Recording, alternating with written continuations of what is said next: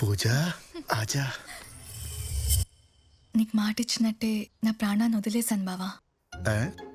ఇది just lifeless body, ఏదో ఒకటి చేసుకోమని వాడికి ఇచ్చేసాను అంతే. నువ్వు బతికేస్తావే. అవునా బావా? అందుకే నేను ఇప్పుడు నేను సిన్సియర్గా లవ్ చేయలేదు. ఐ లవ్ యూ బావా. విలువలే మా ఆస్తి బావా. ముందుకు రారా. అల్లుడు ఆ? కొంచెం వెనక్కి, ఐ నో. ఇంకొంచెం కాస్త.